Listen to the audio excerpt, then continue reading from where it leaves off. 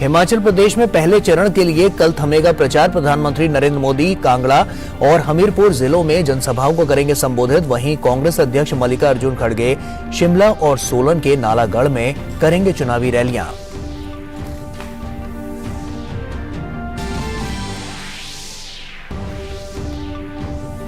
देश के 50वें प्रधान न्यायाधीश बने जस्टिस डी.वाई. चंद्रचूड़ राष्ट्रपति द्रौपदी मुर्मू ने दिलाई पद एवं गोपनीयता की शपथ।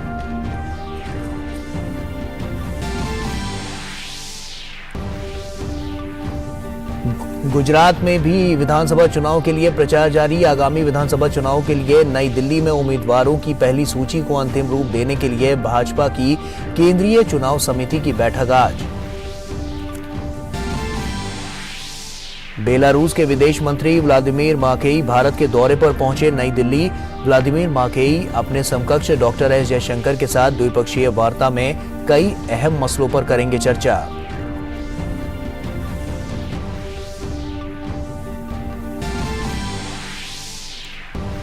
दिल्ली एनसीआर समेत पूरे उत्तर भारत में भूकंप के झटके। रिक्टर स्केल पर भूकंप की तीव्रता 6.3।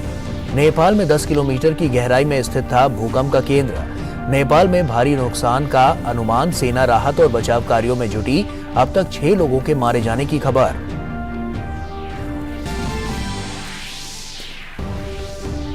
आईसीसी टी20 क्रिकेट विश्व कप सेमीफाइनल में आज पाकिस्तान की न्यूजीलैंड से होगी भिड़ंत। टूर्नामेंट में पाकिस्तान का सफर रहा उतार चढ़ाव भरा।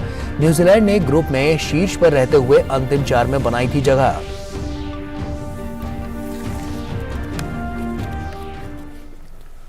नमस्कार, आप देख रहे हैं डीडी न्यूज। आपके साथ मैं हूं गौरव श्रीवास्तव। तो चलिए बुलेटिन की शुरुआत करते हैं। हिमाचल प्रदेश में पहले चरण के लिए चुनाव प्रचार कल थम जाएगा। सभी दलों ने अपनी पूरी ताकत झोंक दी है। प्रचार के आखिरी पड़ाव में प्रधानमंत्री नरेंद्र मोदी आज 2 चुनावी जनसभाएं संबोधित करेंगे। प्रधानमंत्री कांगड़ा और हमीरपुर जिलों में जनसभाओं को संबोधित करेंगे। प्रधानमंत्री पहली जनसभा कांगड़ा जिले में जबकि दूसरी हमीरपुर जिले के सुजानपुर में दोपहर तकरीबन 12:30 बजे करेंगे। वहीं कांग्रेस के राष्ट्रीय अध्यक्ष मल्लिकार्जुन खड़गे भी आज शिमला और सोलन के नालागढ़ में चुनावी जनसभाओं को संबोधित करेंगे। भाजपा, कांग्रेस, आम आदमी पार्टी सहित क्षेत्रीय दल चुनावी मैदान में पूरा पसीना बहा रहे हैं। कांग्रेस और आम आदमी पार्टी ने भी मतदाताओं को रिझाने के लिए एड़ी चोटी का जोर लगा दिया है। कांग्रेस और आम आदमी पार्टियों के प्रचारक जनसभाओं को संबोधित कर अपने पक्ष में वोट मांगते हुए दिखाई दे रहे हैं। वहीं आम आदमी पार्टी भी विधानसभा चुनाव के लिए डोर टू डोर कैंपेन के तहत जनसंपर्क कर रही है। हिमाचल प्रदेश में चुनाव प्रचार कल शाम समाप्त हो जाएगा। इसके बाद जनसभा और अन्य अभियान बंद हो जाएंगे। सिर्फ घर घर जाकर प्रचार किया जा सकेगा। हिमाचल प्रदेश की सभी 68 विधानसभा सीटों के लिए 12 नवंबर को मतदान होगा। परिणाम 8 दिसंबर को घोषित किए जाएंगे। पिछले 3 दशकों में राज्य में सत्ता परिवर्तन हुआ है। इस बार चुनावी मुकाबला त्रिकोणीय होने की संभावना है क्योंकि आम आदमी पार्टी भी भाजपा और कांग्रेस के साथ मैदान में है। गुजरात विधानसभा चुनाव के लिए पार्टी उम्मीदवारों के नाम तय करने के लिए दिल्ली में भाजपा के केंद्रीय कार्यालय में आज शाम केंद्रीय चुनाव समिति की बैठक होगी। इस बैठक में गुजरात विधानसभा चुनाव के लिए उम्मीदवारों के नाम तय कर लिए जाएंगे। गौरतलब है कि गुजरात में 2 चरण में मतदान होने हैं। इससे पहले गुजरात में राज्य चुनाव समिति की 3 दिन तक की बैठक में सभी 182 विधानसभा सीटों पर हुई नामों की चर्चा हुई थी।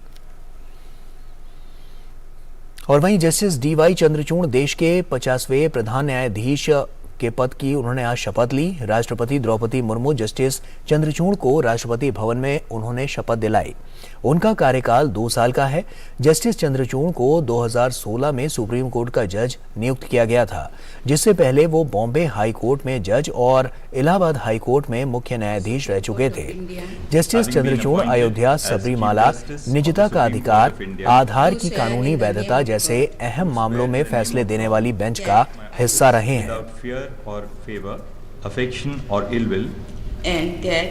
I will uphold the Constitution and the laws. And that I will uphold the Constitution and the laws.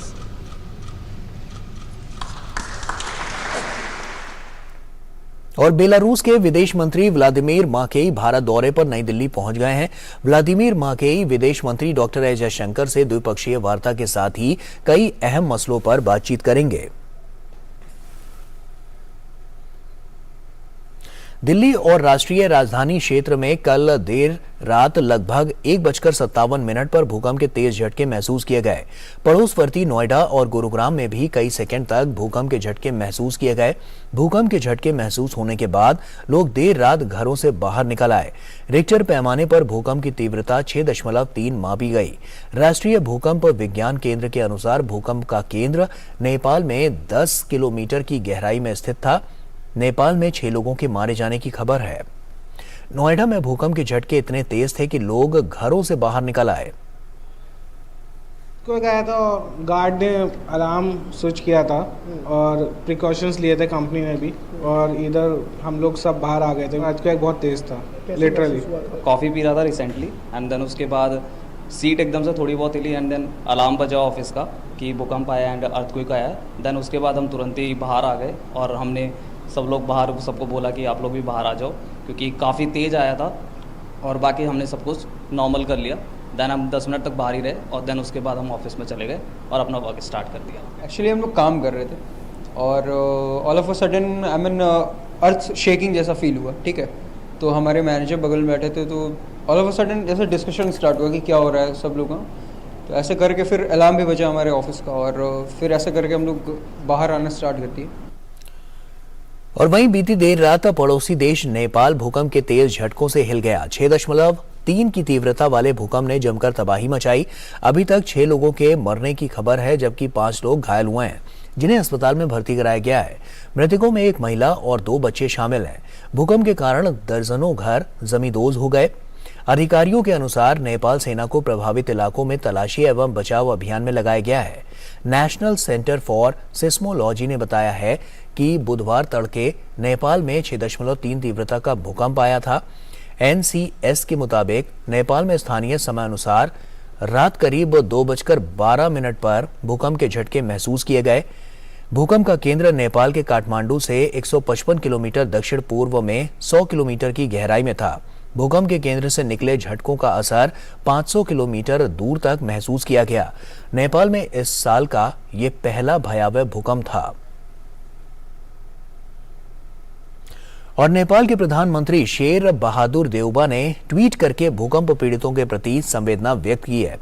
उन्होंने कहा है कि जिन लोगों ने भूकंप में अपने प्रियजनों को खोया है, उनके प्रति हार्दिक संवेदना व्यक्त करता हूं। मैंने संबंधित एजेंसियों को प्रभावित क्षेत्रों में घायलों और पीड़ितों के तत्काल और उचित उपचार की व्यवस्था करने का निर्देश दिया है। आंध्र प्रदेश के चेन्नई हावड़ा मुख्य लाइन पर आज राजमुंदरी यार्ड में डाउन लाइन पर एनएमजी मालगाड़ी के कई डिब्बे पटरी से उतर गए।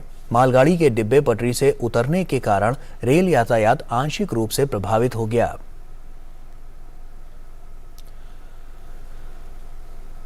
और वहीं देश में पहली बार एक private space company rocket launch करने जा रही है। हैदराबाद की space company Skyroot Aerospace rocket Vikram S को 12 से 16 नवंबर के बीच लॉन्च करेगी। इस पहले मिशन को प्रारंभ नाम दिया गया है। इसमें 3 कंज्यूमर पेलोड होंगे। इसे श्रीहरिकोटा में भारतीय अंतरिक्ष अनुसंधान संगठन यानी कि इसरो के लॉन्च पैड से लॉन्च किया जाएगा।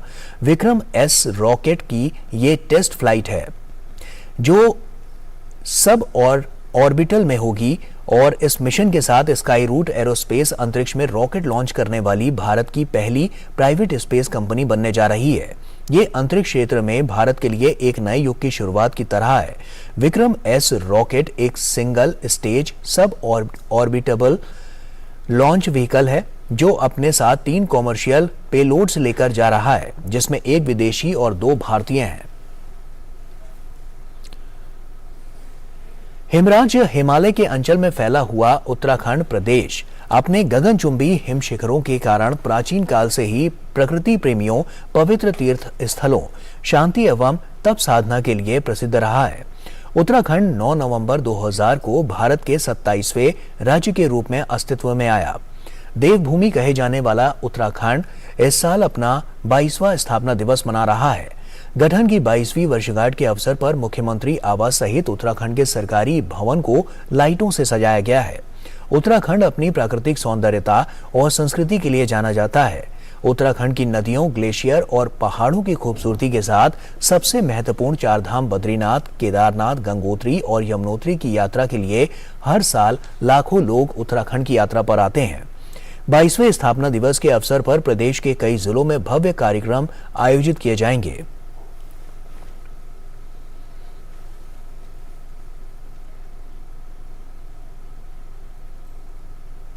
और वहीं प्रधानमंत्री नरेंद्र मोदी ने उत्तराखंड के स्थापना दिवस पर राज्य को लोगों को वहां पर शुभकामनाएं दी हैं। उन्होंने ट्विटर पर कहा है कि उत्तराखंड के लिए लोगों को राज्य स्थापना दिवस की बधाई। ये राज्य प्रकृति और आध्यात्मिकता से निकटता से जुड़ा हुआ है। इस राज्य के लोग राष्ट्र निर्माण में कई क्षेत्रों में अभूतपूर्व योगदान दे रहे हैं। आने वाले वर्षों में उत्तराखंड प्रगति करता रहे।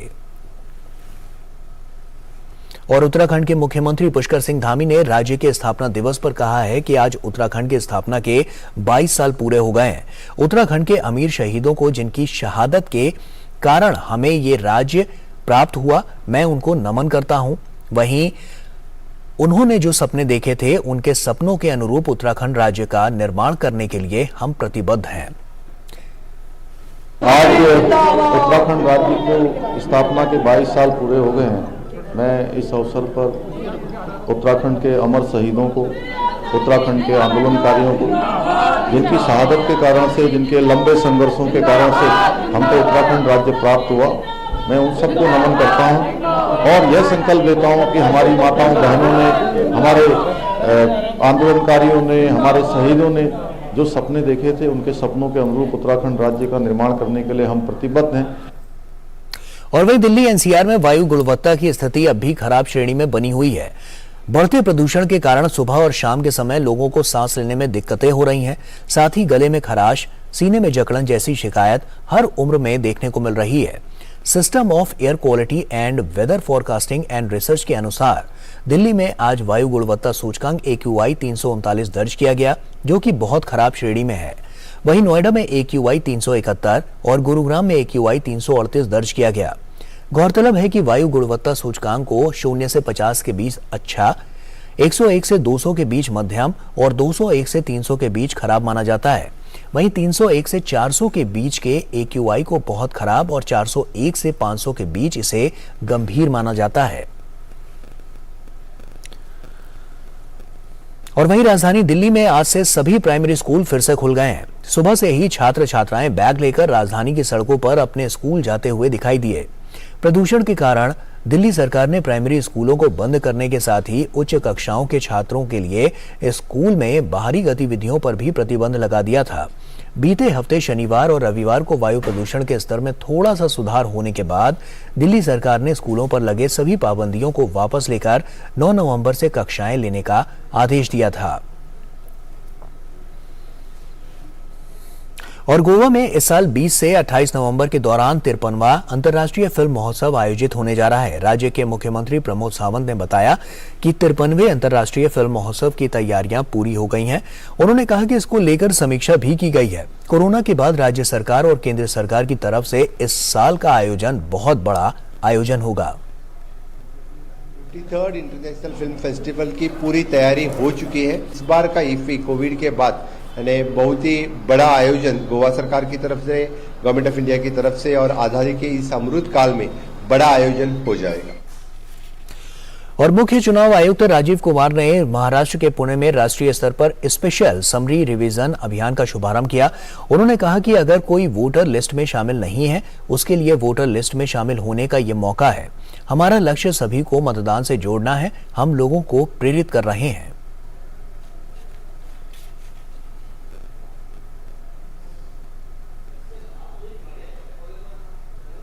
This summary revision starts every year, but this time we are doing a very focused activity and starting it from Pune. It is starting all over the country from today.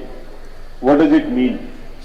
It means that everywhere in the country, in every farthest possible place, be it hills, be it coastal lines, be it west, everywhere, and inaccessible terrains, deserts, everywhere, every single citizen gets enlisted as a voter and strengthens the democracy.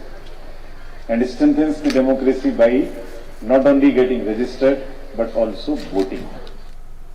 और वहीं छुट्टी के बाद खुले share बाजार की शुरुआत आज भी अच्छी रही। 30 स्टॉक्स पर आधारित BSE का प्रमुख संवेदी सूचकांक सेंसेक्स 119 अंकों की बढ़त के साथ 61,304 के स्तर पर खुला। वहीं नेशनल स्टॉक एक्सचेंज का निफ्टी 18,288 के स्तर पर खुला। शुरुआती कारोबार में सेंसेक्स 169 अंकों की बढ़त के साथ 61,354 के स्तर पर कारोबार कर रहा था, जबकि निफ्टी 61 अंक ऊपर 18,264 के स्तर पर। निफ्टी टॉप गेनर में कोल इंडिया टॉप पर था, इसमें 4% से अधिक उछाल देखी गई है।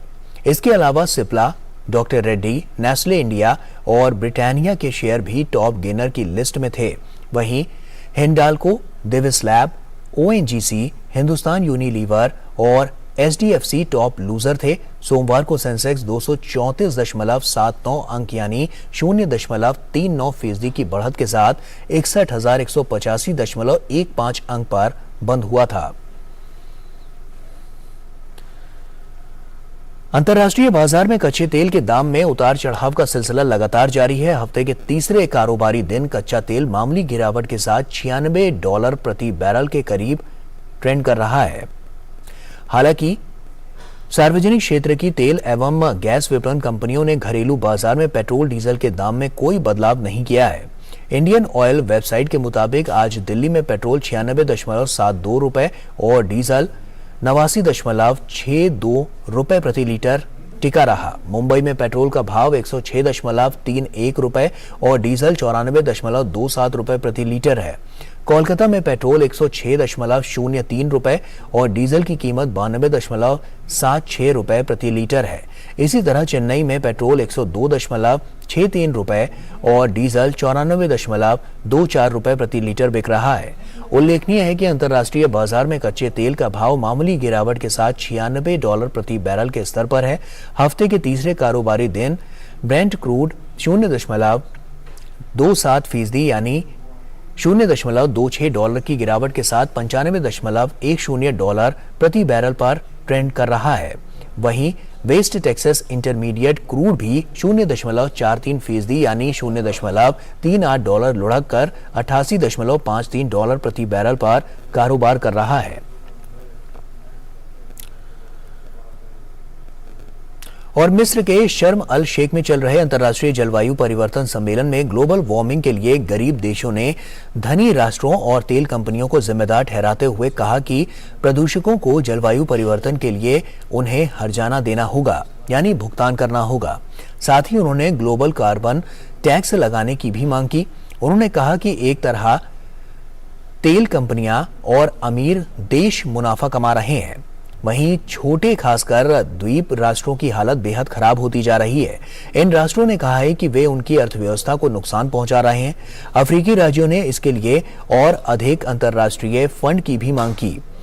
बारबोडास के प्रधानमंत्री मिया मोटाले ने कहा है कि उन्होंने जैसे नेताओं ने कहा है कि ये समय जीवाश्म ईंधन कंपनियों द्वारा जलवायु परिवर्तन से होने वाले नुकसान को लेकर गरीब देशों को आर्थिक योगदान करने का है। बहामास की प्रधानमंत्री फिलिप डेविड ने भी सभी के हितों में जलवायु परिवर्तन से निपटने के लिए अमीर देशों से वास्तविक रूप से काम करने की अपील की।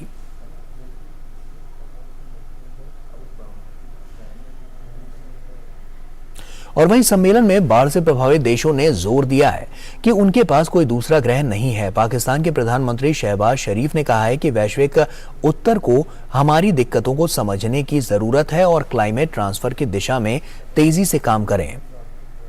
यूक्रेन के राष्ट्रपति व्लादिमीर ज़ेलेंस्की ने कहा कि रूस का यूक्रेन पर हमला दुनिया भर की सरकारों की जलवायु परिवर्तन से निपटने के प्रयासों से ध्यान भटकाया है और कोयले की मांग को बढ़ाया है।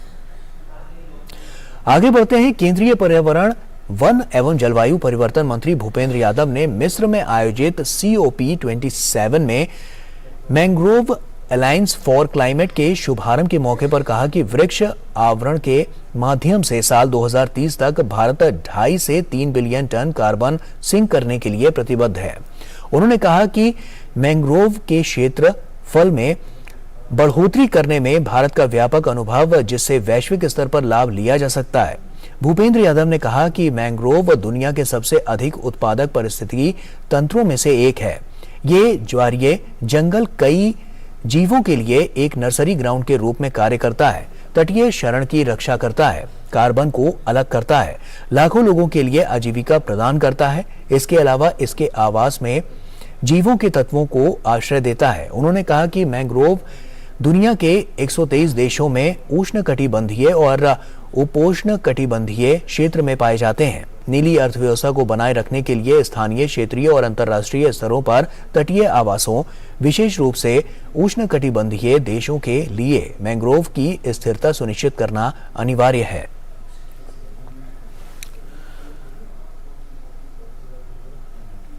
और अमेरिकियों ने मंगलवार को मध्यावधि चुनाव के लिए मतदान किया, जो ये निर्धारित करेगा कि प्रतिनिधि सभा और सीनेट से बनी अमेरिकी कांग्रेस को कौन नियंत्रित करेगा। डेमोक्रेट्स प्रतिनिधि सभा को नियंत्रित करते हैं। यही वो कक्ष है जो तय करता है कि किन कानूनों पर मतदान किया जाना है। किसी पार्टी को बहुमत हासिल करने के लिए 218 सीटों की जरूरत होती है। अभी डेमोक्रेट्स के पास 220 और रिपब्लिकन के पास 212 सीटें हैं। इसलिए रिपब्लिकन को सदन में बहुमत के लिए कुल मिलाकर 6 सीटें चाहिए और सीनेट को नियंत्रित करने के लिए केवल 1 सीट। अमेरिकी राष्ट्रपति जो बाइडेन के लिए ये चुनाव बहुत महत्वपूर्ण है, क्योंकि सदन में बहुमत खोने से उनके लिए अगले 2 साल बहुत मुश्किल हो जाएंगे, क्योंकि रिपब्लिकन उस कानून को अवरुद्ध करने का प्रयास कर सकते हैं जिसे डेमोक्रेट लाना चाहते हैं। पूर्व अमेरिकी राष्ट्रपति डोनाल्ड ट्रंप के लिए भी चुनाव महत्वपूर्ण है, क्योंकि उन्होंने अपनी अंतिम रैली में कहा था कि वो अगले सप्ताह एक बड़ी घोषणा करेंगे।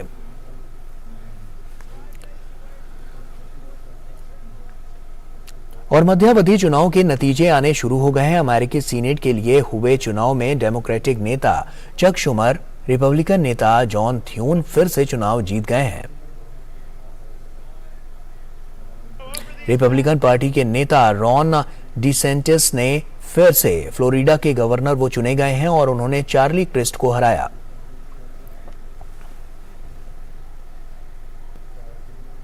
खेल की खबरों की बात करें तो T20 विश्व कप 2022 का पहला सेमीफाइनल मुकाबला आज न्यूजीलैंड और पाकिस्तान के बीच खेला जाएगा। यह मैच दोपहर 1:30 पर शुरू होगा।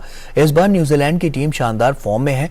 न्यूजीलैंड की टीम ग्रुप 1 में शीर्ष पर रही थी। इस टूर्नामेंट में उनकी बल्लेबाजी और गेंदबाजी पाकिस्तान की अपेक्षा ज्यादा संतुलित रही है और वहीं अब तक खेले गए मुकाबलों में पाकिस्तान को काफी उतार चढ़ाव का सामना करना पड़ा है। ऐसे में किस्मत के सहारे सेमीफाइनल में पहुंची पाकिस्तान की टीम हाथ आए इस मौके को गंवाना नहीं चाहेगी। 2009 की चैंपियन पाकिस्तान की टीम की कोशिश इस टूर्नामेंट के फाइनल में जगह बनाने की होगी। आईसीसी T20 विश्व कप का सफर अब नॉकआउट दौर में पहुंच चुका है। वर्ल्ड कप का हिस्सा बनने वाली 12 टीमों में से अब सिर्फ 4 टीमें बची हैं, जो इस खिताब के लिए आपस में भिड़ने को तैयार हैं। बुधवार को प्रतियोगिता का पहला सेमीफाइनल मुकाबला सिडनी में खेला जाएगा, जिसमें पाकिस्तान और न्यूजीलैंड आमने सामने होंगे। वहीं दूसरे सेमीफाइनल में भारत का मुकाबला इंग्लैंड से होगा। यह मैच गुरुवार को एडिलेड में खेला जाएगा।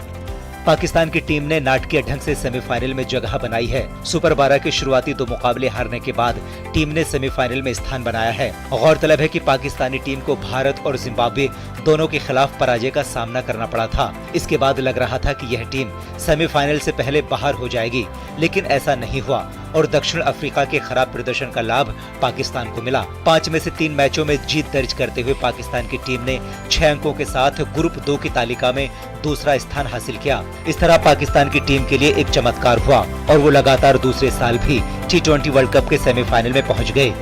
वहीं दूसरी ओर न्यूजीलैंड ने इस प्रतियोगिता में अपना दमदार प्रदर्शन दिखाया है। कीवी टीम ने ग्रुप 1 में 7 अंक के साथ पहला स्थान हासिल किया। सेमीफाइनल के अपने सफर में न्यूजीलैंड ने ऑस्ट्रेलिया, श्रीलंका और आयरलैंड के खिलाफ जीत दर्ज की थी, जबकि उन्हें इंग्लैंड के खिलाफ हार मिली थी। इसके अलावा न्यूजीलैंड का एक मैच बारिश के कारण बेनतीजा रहा था। एक और जहां पाकिस्तानी टीम के सबसे भरोसेमंद बल्लेबाज कप्तान बाबर आजम और मोहम्मद रिजवान इस विश्व कप में अभी तक कुछ खास नहीं कर पाए हैं, वहीं कीवी कप्तान केन विलियमसन के बल्ले ने भी फैंस को निराश किया है। हालांकि गेंदबाजी की बात करें तो दोनों टीम के पास बेहतर पेस अटैक है, साथ ही स्पिन गेंदबाजी में भी दोनों टीमें निपुण हैं। T20 क्रिकेट में दोनों टीमों के रिकॉर्ड की बात करें तो न्यूजीलैंड और पाकिस्तान अब तक 28 बार आमने सामने आए हैं, जिसमें 17 मुकाबलों में पाकिस्तान ने बाजी मारी है। वहीं 11 मैच में कीवी टीम विजयी रही। वहीं अगर T20 विश्व कप की बात करें तो यहाँ भी पाकिस्तानी टीम का पलड़ा भारी है। दोनों टीम के बीच T20 विश्व कप में खेले गए कुल 6 मुकाबलों में 4 बार पाकिस्तान ने जीत हासिल की है, जबकि 2 बार न्यूजीलैंड ने सफलता हासिल की है। ऐसे में बुधवार को जब ये दोनों टीमें आपस में भिड़ेंगी तो मुकाबला बेहद रोचक होगा। रिकॉर्ड के लिहाज से पाकिस्तान मजबूत है, लेकिन इस टूर्नामेंट में कीवी टीम ने अपना दमदार खेल दिखाया है। Sports desk, DD news. और वहीं इंग्लैंड के खिलाफ सेमीफाइनल मुकाबले से पहले भारतीय क्रिकेट टीम के कप्तान रोहित शर्मा ने एक प्रेस कॉन्फ्रेंस को संबोधित करते हुए कहा कि उनकी टीम ये खिताब जीतना चाहती है। उन्होंने कहा कि उनकी टीम की कोशिश अच्छा क्रिकेट खेलने की होगी। Absolutely, it's an opportunity for us to come and do that, but we do understand it's been a long process for us and we will stick to our process. I think it's important not to get ahead of ourselves, and we do understand as well that we have to play good cricket to win that game, which I think we've done in this tournament. We just need to stick to it. I know we're a long way away from it, but I think it's important to just understand that it's a contest between bat and ball, which we have to come on top with, and and stick to and trust what you've been doing so far. और Jordan की राजधानी Amman में जारी एशियाई elite boxing championship के semifinal में भारतीय महिला मुक्केबाज आज अपनी चुनौती पेश करेंगे। महिला वर्ग के सेमीफाइनल मुकाबले में टोक्यो ओलंपिक में कांस्य पदक विजेता लवलीना बोरगोहेन कोरिया गणराज्य की सेयोंग सुयोन से भिड़ेंगी। वहीं जबकि विश्व चैंपियनशिप में कांस्य पदक जीतने वाली परवीन का सामना मंगोलिया की उरान बिलेक शिन सेट जेक से होगा। इस प्रतियोगिता में पदार्पण कर रही प्रीति 2020 टोक्यो ओलंपिक की स्वर्ण पदक विजेता जापान की इरी सेना के खिलाफ अपनी चुनौती पेश करेंगी। इनके अलावा अल्फिया पठान, स्वीटी, अंकुशिता बोरो और मीनाक्षी अपने अपने सेमीफाइनल मुकाबले में मैदान में उतरेंगी। इस टूर्नामेंट में देश की महिला मुक्केबाजों ने 7 पदक हासिल किए हैं। कुल पदकों के मामले में भारतीय महिलाएं दूसरे स्थान पर हैं।